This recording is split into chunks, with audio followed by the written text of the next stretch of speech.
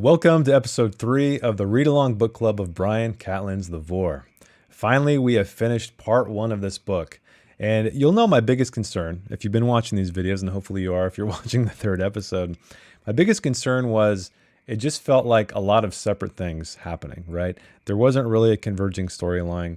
There wasn't an emerging plot whatsoever.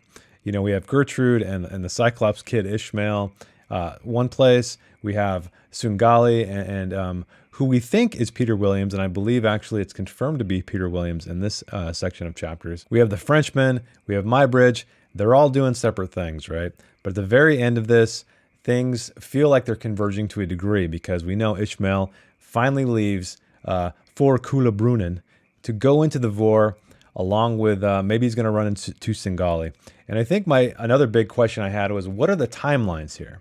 So Edward Muybridge, he lived, I think he was born in the late 1800s, but reading an interview that was provided by Matt on the Discord. So if you're not on the Discord, I highly recommend it because there's all kinds of great extra information there, ideas on where the story is going, as well as links that so many people have contributed to. So thank you out there on the Discord if you are contributing to those things. Those are very beneficial for me and I'm sure for everybody else. But nearly 200 pages in, a little over 35%, I think, the plot kind of seems to be emerging. At least we're getting people headed to the same place. So with that said, let us begin with chapter 8. And we have Gertrude told Mutter to bring the next case up to the 3rd floor. So stenciled on the inside was lesson 315, the songs of insects. And she opens this up and all manner of creature are trapped inside these glassy prisons and they begin to chirp and strum as one. But now it is time for them to open the boxes together. And it became a pleasure, the anticipation, the piecing together of meaning, the guesswork. But little horny Ishmael wonders, when will we practice mating? And she hopes she had misheard. What do you mean? She asks with caution. When can I put my man tube inside your cleft for pleasure and practice? I'm not sure why Ishmael talks this way, but he's talking this way now. And by that, I mean my voice. We can never do such a thing, she says. It's unnatural and shameful. Which is an odd thing to say coming from her because we quickly know that she changes her mind. And I think that was one of the gripes I had about this. It seemed like she switched sides, let's say. She changed her mind very quickly, but let us move on. And worst of all, in this ocean of disgust, fright, and repulsion, delight quivered on a far-off island on the other side of the world in her womb. So that is when she's immediately disgusted one paragraph away, and then at the end, she's kind of tempted a little bit. So I'm not sure where that came from, but she definitely does partake in the, well, we'll get to it. It was 2 days before she could bring herself to return.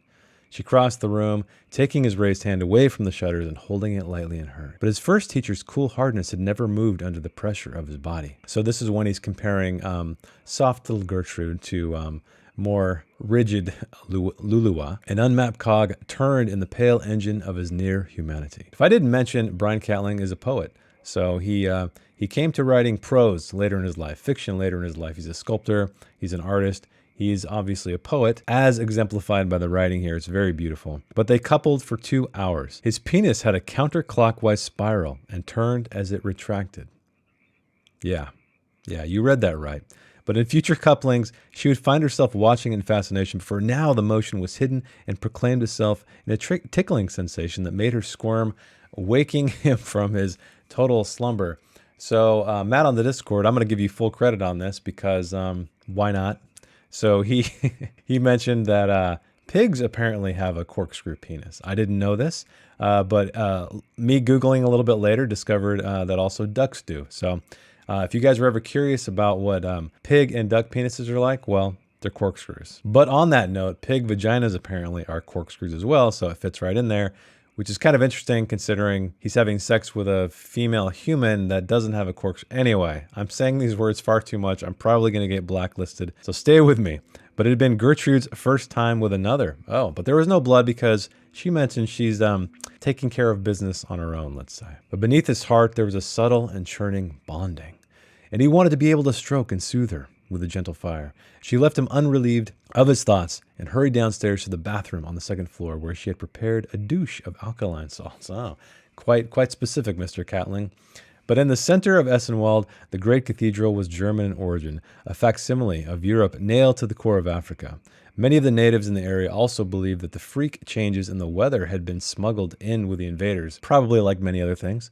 Like, I don't know, disease for one. Us Europeans seem to do that quite often throughout history. But Deacon Tulp stood in the whistling circular room with a pallid musician and one young warden, 200 feet above the ground.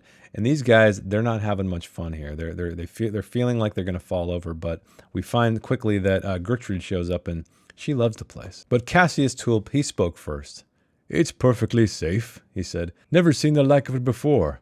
Just like the old country. Your music will be heard all the better under these conditions. It will sound out across the entire city, the whole city." But Gertrude's bright head appeared through the floor and startled them with ease. "Here are the keys in the moon ring, Father. I can almost see to the other side of the Vorrh," she yelled. "Look at the people, like ants." But she had been 14 at the time and had begged to be given the job of organizing the moon call every year, which is very reminiscent of the cover of the book, The Cycles of the Moon. But she stood again on the bridge and gazed out over the city, looked down onto Vorrh, lit by the slanted rays in the afternoon sun, into its courtyards. But at this moment, the rods under the bridge which connected the clock to the bell started to move. But then, as she's standing there looking out, something hooked her back to the distant rooftops. There was something below, almost unseen. There it was, a tower.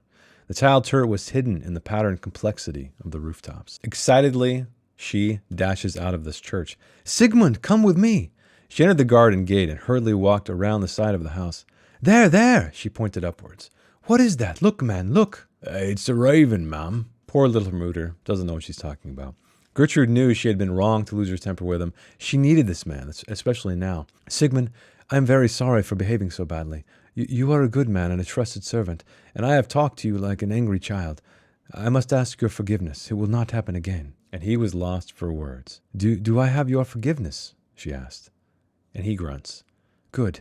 Now let's find this tower." So they go exploring, they find a stairway, and Gertrude was instantly reminded of the fearful giant following Jack down the beanstalk that terrorized his world as they are exploring the depths of this house. But she got a whiff of Mutter's rear end, an aroma that was essentially peasant, root vegetables and meat, laced with hard work, tobacco, and strong drink, all amplified by distaste for bathing. Well, she could have said worse. That's extremely descriptive. It's a very diverse set of descriptors for someone's butt. "My God," he said in a voice that rang with sympathetic resonance, like a child calling into a lute. What is it?" The immense attic ran the entire length of the house with a dramatic right-angle turn at the far end, suggesting its continuation over an adjoining property. And you see these wires everywhere. "Take care, the floor is covered in wires." But then she saw the taut and gently glinting strings in the light of their lamp, and she thinks of glistening fungi lines. But boxes of iron balls and boxes of feathers were interspersed, placed close to the wall. The wires resonated with every sound.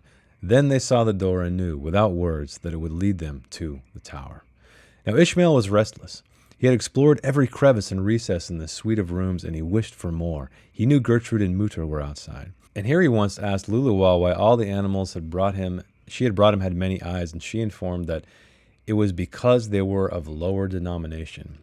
And we'll know by the end of this section that Ishmael, he pulls away, right? He pulls away, he accepts that he's a monster and flees off into the Vorrh. But it was interesting how Luluwa was, for some reason, we don't know why, I mean, other than the fact that he only has one eye, telling him that creatures with more than one eye are of a lower denomination. No one knew who sent the boxes or who arranged for Mutter to be paid. But she could not know that he had already been taught the lessons of cruelty from the contents of the two crates that had been delivered together so long ago. But some nights he dreamt of the kin, the hard brown of their kindness, Luluwal's unflinching touch, the watery hiss in her body. If she would not let him see the world outside, then he would not let her see the one he was constructing within. But there was no key for the door to the tower. "Let's come back in daylight, mistress," Mutter said. "Yes," she said, letting the string fall back to the other side of the door. "We will return in the morning with new light. We will see so much more." They climbed the stairs to the third floor in a saturated brightness that followed their ascent, pencil-thin rays of sun spinning through the singing attic, creating a magnificent landscape of shifting perspective. With a meaty click, the door opened. "I sometimes wonder if this house will ever end." A brass rod and lever pointed down to the faded silk cloth that covered the disc. Oh, I forgot to read. At the apex of this room was a large circular table, sheltering under the beautiful curves of a domed roof. Reaching up, she draws the lever down, and a panel in the ceiling slides open. And the juddering blurs cohered into an image of the city below. "It's all right, Sigmund," she said. "It's just a picture." And this camera obscura could be the solution to the Cyclops' discontent. From here, he could view the city at a safe distance, saturating his curiosity in its shifting image. But we know it's not enough for Mr. Ishmael, is it? But she dressed him in warm clothes, unlocked the doors, and led him through the house. "How wonderful!" he exclaimed. "It's a Godard device." Mutter and Gertrude were stunned. "A what?" she said.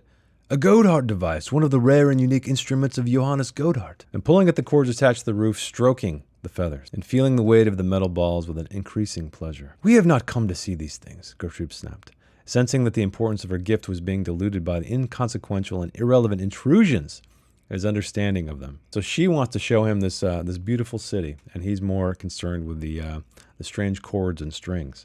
But Mutter, sensing the growing emotions, moved back down the stairwell to search the attic for a window opening. That is a line that I almost forgot. While I was reading, I must have skimmed over it because they bang pretty heavily after this, and I'm like, what's Mutter doing? Is he just watching? What's going on? And suddenly her body reinstated the revulsion she had felt when she had first seen him, while he's looking at this thing, bending over this table. But a tear splashed onto the glowing disc, briefly creating another tiny lens. He started to undress as she watched, unable to do or say anything. When she did nothing, the pointing hand converted into a clenching fist that snatched the docile lace and wrenched her forward. Pearl buttons flew in all directions, and she was about to cover her startled breast when he shouted, "For me! You for me!" I really don't like Ishmael. I know, Britton, on the Discord, you were saying he's one of your favorite characters. This guy just, I don't know, man. I don't like him whatsoever. I feel like that there's moments where you felt for him, like in the beginning with the kin. You felt like he was being taken advantage of. He was being not rescued, right, but turned into a prisoner, essentially. But he's just having sex with this girl left and right. He's commanding. He's demanding. He's running the show, and he's not a very likable character. Toward the end of this, he kicks a woman in the head that gives her permanent brain damage. But I just don't feel any redeeming qualities. Maybe he's just trying to emphasize, Catelyn that is, the fact that he is a caged monster and not someone who can live among these people. But speaking of sex, his purple cock was enormous. It spiraled, a barrel twisting and telescoping back and forth with his heavily beating heart. Catelyn, he talks about penises a lot. Very much so, and I'm curious what the point is of this. Maybe it will reveal itself later. But their bodies united in the silent light, and deep inside she gave up, wanting the keys to be taken away. But a drawer lay open and untraceable measured. Had they examined it, they would have found a tiny cleft, oiled by perpetual moisture, concealed beneath a tongue-like flap. It sat expectant and totally unnoticed by the pair above it.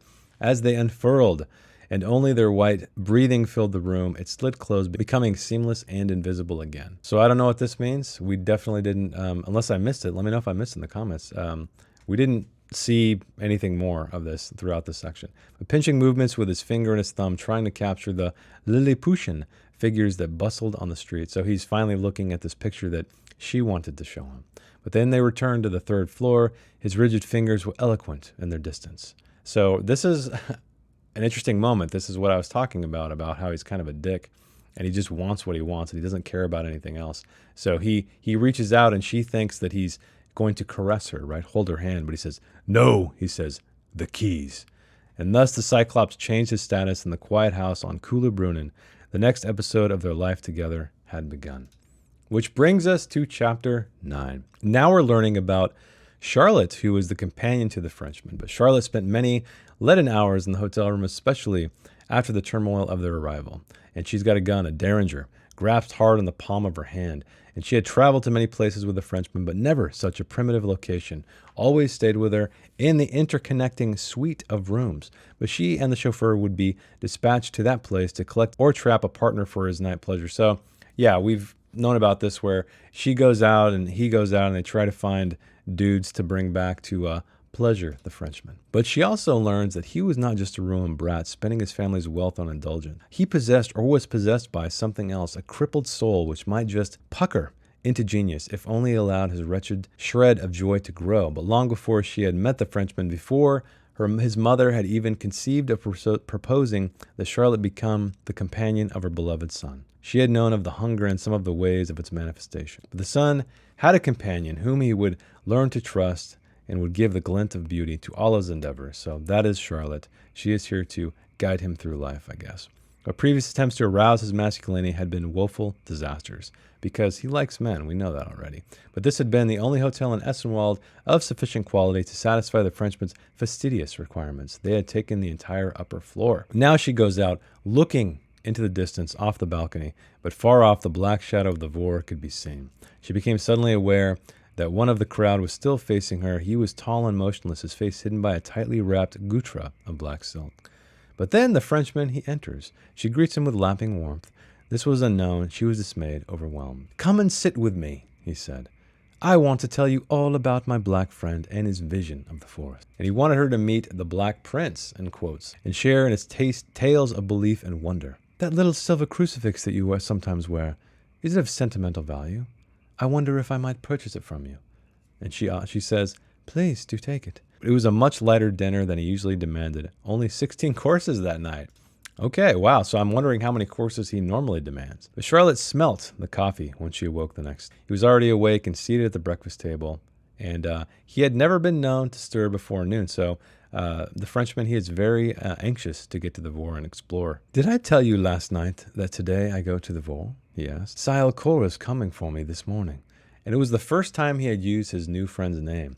But previously, he had referred to him as native or black, or on occasion, as his Black Prince. But she was unmoved by the name, and unsurprised he had endowed his young guide with the same moniker as a character from his Impressions of Africa, which was written by Raymond Roussel from the very beginning when he said, "I used to be Raymond Roussel." So in fact, Bryan Catlin took great inspiration from that man, because in fact, Impressions of Africa is what he got, where he got a lot of his ideas from, including the title, or including the forest called the Vorrh. They always traveled with a small armory, ostensibly for the pleasure of target shooting, but always with the excuse for protection. "Are you going alone with Sile Cor?"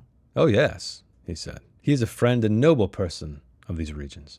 I would like very much to introduce—" "There!" he cried. "By the tree, he's waving." But he gave into the unfolding events, and they made their way out of the throng. Their journey to the Vorrh had begun. And this is when the Frenchman is with Sile Cor. "Why do we go to your house first?" he asked. "To change," Sile Cor said without emphasis. "But this is my exploring costume. Trust me, master, it is better for you to melt into the crowd. Become one of us." And they walked down a high, mud-walled street that changed its curve every 15 paces or so. And then they stepped onto a long, straight street with ancient wooden doors set into the crumbling surface. And they stepped into a broad, sand-colored courtyard with square well and palm tree. Vividly dressed women emerged, carrying a carpet, a squat folding table, and brass copper bowls. But then he reveals his weapon. "Master, what is this? Why do you bring this?" His bony finger shook as it pointed toward the gun. "Please, leave it in the bag. Where we go is sacred. Such a thing is blasphemy there. We will be walking with the Lord God. His angels will guard us." "Oh, one moment," said the Frenchman. "I have something for you." And he removed the little tissue paper package from his person and carefully unwrapped it, holding the gleaming crucifix up for his new friend to admire. "For me?" asked Sile Cor, genuinely surprised. The Frenchman nodded and handed him the chain. The Frenchman was unrecognizable. He was happy and very at ease in his flowing robes. He's all dressed up. He has become one of them. And this was an interesting section. Back with Charlotte. Charlotte turned over in the warmth of her sleep, untroubled by the gale, tightening the crisp sheet and plaid blanket about her untouched contour. She dreamt of an American who would walk into her forgetfulness and ask about tonight. She was in Belgium, where she slept all day, and a clock without hands said it was impossible 1961. The young man was telling her that he was a poet. He had a large, kind, soft face, but it was difficult to hear him because of the clattering, glassy sound that emanated from his pencil and notebook. Is this Roussel? I don't know, because 1961 we know this book is not. Which brings us to chapter 10. Edward Muybridge. We are back with our friend Edward Muybridge, the adventurer, the photographer, the guy with the aperture in his head. But anyway, his time in the wilderness was coming to an end. After all these years, his fame was spreading even farther. Rocks and buildings became his subjects and stepping stones. But once more, he moved back into the cities, cleaning the shutters for people. His experiments in capturing animal movement caught the public imagination. Leland Stanford, the Prince of Wisconsin, wanted proof that horses flew, and so he created that famous image that I showed in the last video. But triumphantly, he returned to London. He had, of course, sent invitations to the surgeon Gull, but never received an answer. So he is looking for Gull, the man who helped him out, opened his mind, one might say, or opened his eyes. He wanted to show Gull the man he had become. And his inquiries led him across the Thames to the expanding hospital at London Bridge. "Do you know if Dr. Gull still works here?" he asked. He was at the back of a steep-sided anatomical theater, its six-tiered auditorium tapering towards the focused space at its center. Gull had aged. He was heavier and square. And he is checking out this woman that is on display. But he's never seen one like this, certainly not alive. It was difficult to guess her age. He thought in perhaps early to mid-20s. She was the same height as a sturdy surgeon, but a mere quarter of his girth. She was naked. Every bone showed under the surface of her pale porcelain skin. She was a living skeleton. Not an ounce of fat existed anywhere on her fragile frame. Her muscles must have been as thin as paper. And so Gull goes on to talk about why she's like this. And he says, "Alice chooses not to eat." So it seems to me she has anorexia. That would be my guess. Dr. Gull, I mean, Sir William, if I might have a moment. "Yes, Mybridge," the other answered energetically. And they just have a little chat. Catch up. "I have brought you some of my pictures by way of thanks." "This is really kind of you." And so he brings out a collection of 10 prints, 5 of which were the wild places Gull had advised him to seek out all those years ago. Gull ignored the magnificent views of Yosemite Valley, the panoramas of San Francisco, the ice mountains of Alaska. He even ignored the running horse, Mybridge's most famous work. "What are these?" he murmured with obvious excitement. On the table lay a picture of an ancient sacrificial stone from a visit to Guatemala. It's a print of the ghost dance, which we learned about earlier. The final image was this composite of phases of the eclipse of the sun. Maybe that's what's on the cover. Maybe it's not the phases of the moon. Maybe it's the eclipses. "May I keep these?" he asked. "They're all for you," answered the dispirited artist. "Remarkable. Look at the intensity of those faces. Such men could do anything." "And I wondered if my photographs might help your patients?" "What? Sorry, what did you say?" "I only wondered, Sir William, if my photographs might be of help to your patients." "How?" "If patients like the one we saw today had an actual image of themselves, they could then perhaps compare it to their misconceptions and find treatment in the photograph's truth." It would not work. I tried giving them all mirrors. They don't use them the way we do. A picture would be the same. But have you heard what Charcot is doing in Paris? He is a clinical doctor like me. Good old solid anatomy, body mechanics, but like me, he is moving into the machinery of the soul. The invisible stuff that doesn't bleed and won't be sown, perhaps the true center of malady and health. Anyway, the reason I tell you of this is that he is using photography, not just to make pictures of a patient, but as therapy itself. We know that Mybridge, he doesn't like the French and it being a French innovation only made it worse. And Gull advises him to go visit. He understood for the first time that Gull had no real interest in him. It had been the malady that had sparked his interest, not the man who bore it. And he's still looking over these photos. "Remarkable. The strength of willpower." "Like that poor woman," Mybridge said. "If that willpower was focused like these and sharpened with knowledge, well, then we would have an instrument to investigate and repair the soul of any man or woman." As he stood in the dim, deep chill, Mybridge realized that Gull had said nothing about the print of the eclipse, although he had touched it repeatedly throughout the conversation. Stepping stones again, stepping stones in the fog, his life was full of them. Brings us to chapter 11. It was the perfect place for Sungali's planned ambush. So this is the chapter where we learn that Sungali is in fact hunting Peter Williams, who became, I can't remember what it's called, but we'll get to it, some kind of mythical figure. He vanished into myth, as we learned way back in, I don't know what chapter it was. But Britton, you were right. Your hypothesis that Peter Williams was in fact the man with the arrow was right, or the man with the bow. Farther back down the path, Sungali had laid traps that would release vapors and spores into the air when they were trampled. But then as he's sitting here with this rifle aimed, a whistle passes over his head. A long dark arrow with translucent fletching gently dropped before him in the rustling leaves. And picking the arrow up, he was stunned by its lack of weight. But after he still looked around hastily, and he felt a shudder course through him. So this is maybe the first time that we've seen Sungali afraid, which is interesting. I think it really speaks to the power not only of Peter, who's wielding this bow, but just the sight of these arrows frightened Sungali greatly. But by the time the young Sungali had returned from his trip abroad, the rumors about Williams had sped well beyond the borders of the true people and reached the coast. Williams had become, here we go, one of the Williams, and a cult had grown around him. So the Englishman had shown him the kindness and taught him to shoot well. So we know why Sungali's after him, because basically Peter killed his brother when they were trying to do this like tribal exchange, or, Sungali wanted to take him because the other tribe said, hey, the only way we're going to let your brother go is if you bring this Peter Williams guy. And Sungali tried to trick him, but he had risked the displeasure of his superiors and made himself an outcast by saving the great prize, the blessed young shaman Irinepeste, from the church and from the abominations that the priest of the cross sticks had subjected her to.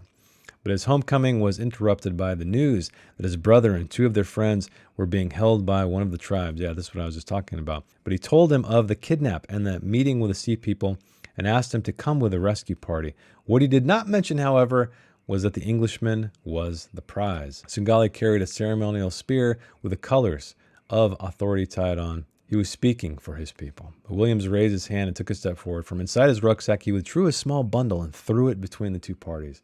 And stepping forwards, shooting Sungali's brother, just like that. And then Williams picks up the barbed spear from the dead leader and walked over to Sungali, taking the bound spear from his tight grip. He uttered two more words, which I don't think we ever learn, but I'm sure those two words are going to become very important later down the road. But the bundle thrown between them had been a shamanistic truce of great potency. But the whole incident had been overseen by Irinepeste, and she had warned Williams and given him the power to triumph. So she had allowed this to happen, and she, I guess, told him the truth. But she would be the key to the uprising, a key Williams had just turned. I like that play on words, so that's really clever. He picked up the pieces of his brother and returned home. A commanding officer was scarlet as he spat abuse into Williams' face in front of the entire company. But Irinepeste drifted next to the accused like a vapor and touched his hand. But the officer raged above them and then saw their indifference. He stumbled down from his small pedestal and snatched at the girl, grabbing at her throat. But he was still barking orders when the .303 round from the Einfeld burst through his ribcage and skewered his loud, bulging heart. Chaos then ensued, of course. Irinepeste guided one of Williams past the clashing wave of hacking men and out of the beginnings of the possession wars and into the Vorrh to heal the wounds of yesterday, today, and tomorrow. So it seems like he is kind of a Dr. Manhattan figure. I know I joked about that earlier, but there's a lot of mention of timelines, so we'll see how that comes to fruition. But now, years later, his prey was edging along the river as predicted. So we got the whole backstory. I don't know why we got waited so long to get the backstory. I mean, we're like a third of the way in the novel. Kind of strange structurally, but whatever. We finally got it. But then Sungali spotted the bow. He knew who this was. Sungali squeezed the trigger, but the man fell from the path. He is uninjured as far as we know. He had vanished. But then the first arrow struck. Sungali gets jacked, like right in the face, right? He saw nothing until the flaring blue pain.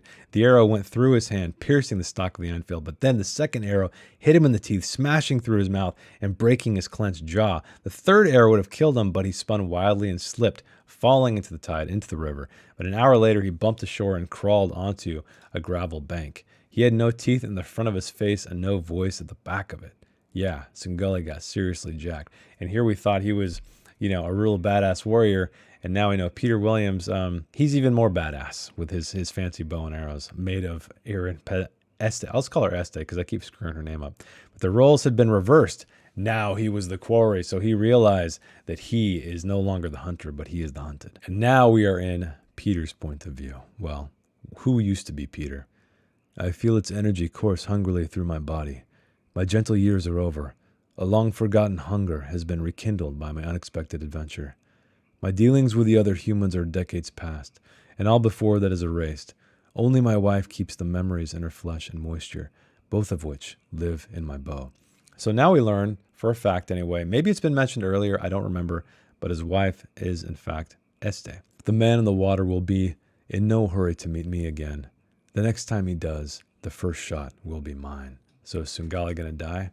I would bet on it. If he was caught unawares and then that is how it ended up, Sungali doesn't have much hope. Which brings us to the final, very long chapter of part 1, chapter 12. Mutter liked things in their places, with clear delineations between them, but everything in the house was changing. Ishmael moved freely between the third floor and the attic. Mutter's collection of the crates was the only thing that continued unchanged twice a week.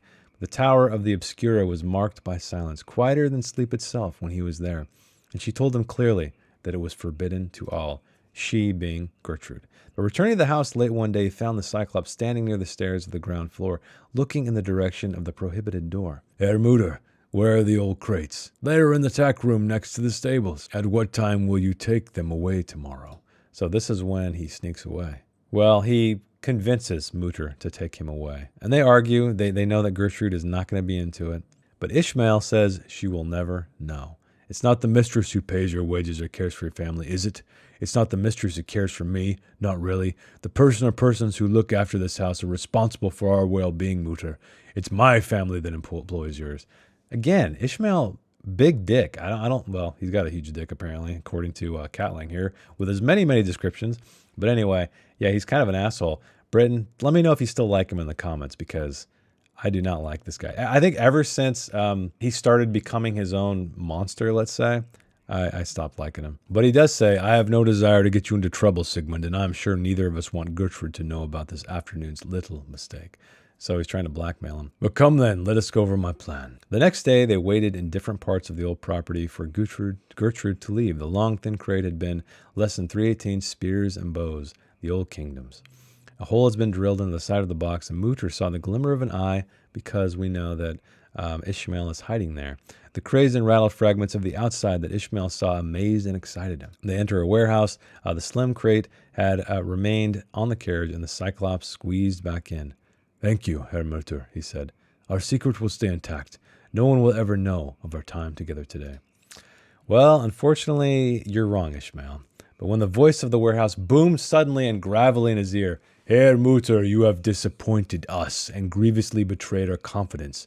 For this you will be punished. Oh, man, and what a punishment it is. This is really messed up. The hands of your first son, Thaddeus, have this day been removed. They have been crossed over and sewn on backwards, right to left and left to right. His palms will always face outwards. So he's not going to be able to work. And this note, in fact, says, he can only be a beggar, but Mutter, this is where you come in. Don't let your son fall to poverty. But Mutter, he ventures home in the night. He dreaded the reality that the voice had promised, but hoped that he might have been a delusion. Where's Thaddeus? He choked. Oh, wonderful, his wife chirped. A letter came with the possibility of employment, so he went to the eastern quarter. He should be home soon. Thaddeus, though, did not return that evening, nor was he seen the next day or the one day after that. Mutter went to the warehouse and knelt in his son's absence. He is begging for what was described in the letter to not happen. Early the next day, Thaddeus stood outside his family home, a worn exhaustion in his confused and besettled eyes. He was immaculately dressed in a silk suit, his hair elegantly styled like that of a prince, his beautiful new shoes shining on the dusty sunlight, his wrists bandaged, his hands open at his parents' door. This is an absolutely beautiful passage. I really love this passage. It's like the wind passing through this house, and it's almost like a camera, right? A very, very Murakami-like. But for Mutter's hunchback dwelling, the wind curved upwards to the gleaming mansion of the Tulps, and there was less turbulence in Vorrh Brunnen. So it's going to Mutter's little area, then it goes to Vorrh Brunnen.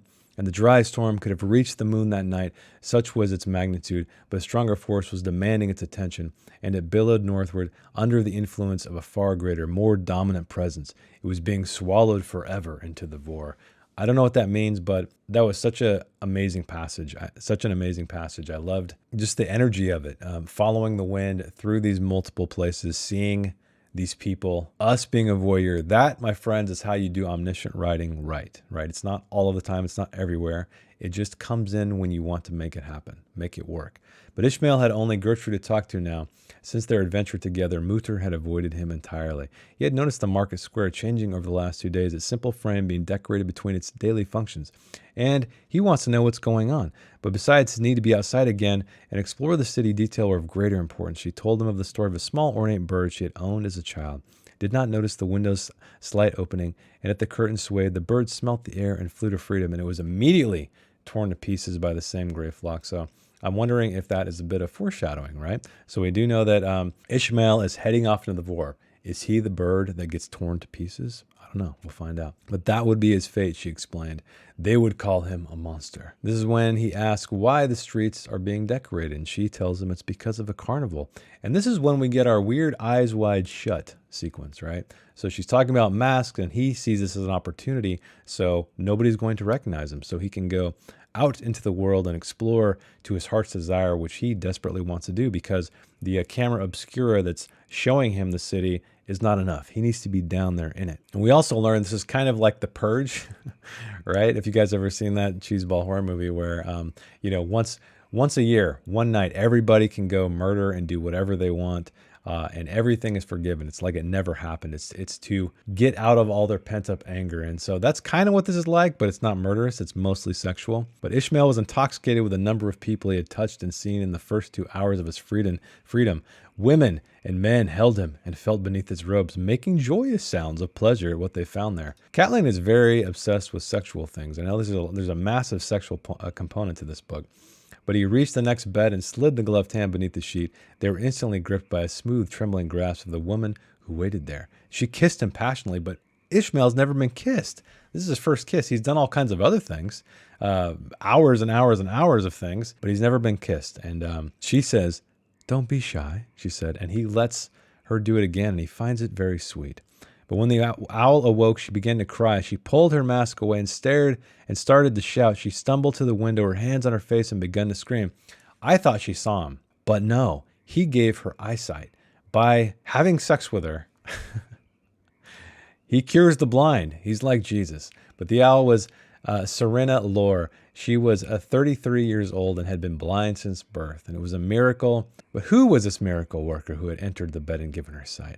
4 weeks later, she settled with her sight. She started redecorating her house and just enjoying all of the things that sight brings. But then she focused her zeal on finding him to become his devoted acolyte or to make him her own. So it makes me wonder, is she going to travel into the Vorrh, journeying to there? So she's going to meet up with Cyclops Boy. She's going to meet up with a Frenchman, maybe Sungali. It's going to be some kind of thing that's happening. I don't know. But Gertrude returned to Vorrh Brunnen first. So she wondered where exactly he went.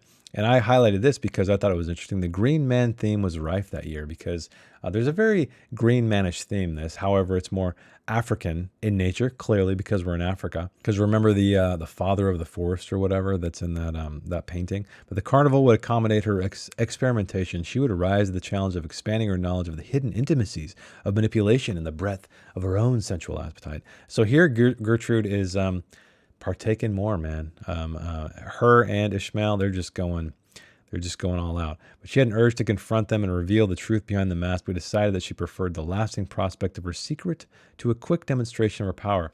So this is when she gets a little bit jealous. She kind of sees him, or who she thinks is him, getting it on or about to get it on with some lady, and she almost wants to let her know, hey, he's a freak, he's a monster. But she doesn't. She wants to hold that power for a longer term. But Ishmael had arrived back at Vorrh Brunnen in the mid-afternoon. He had been lost in the empty streets, exposing in his costume. So this was what's interesting, right? Because it says here, mass strangers continuing on the fourth day were renegades and a threat to the contract. So you can't do this inevitably, right? You have to eventually unmask yourselves. And so Ishmael had not been aware of the rules as he left the owl's bed earlier that day. And he gets approached by some people. "You're late, friend. There's nothing to hide now. The hour has sounded." And he ignored the two men and the woman. "Did you not hear me? I said, take it off. Show yourself." But this man stands in Ishmael's way as he tries to get away. And then he trips him. He falls to the ground. They tear away his mask, but then they run off. They don't really see him. But Ishmael remembered a sound the kin had sometimes made, and he screamed it out across his rolling tongue. So this is his alarm bell, I guess. But this woman, she looked up point blank rage and screamed. So she sees him. He punched her over in the gutter and kicked her in the head until his shoe broke, and she had stopped crying out. So not a fan of Ishmael, man. I mean, I know they kind of did him wrong, but that's not cool. It was 3 days before he would speak, locking himself away in his rooms and refusing to acknowledge Gertrude's pleas.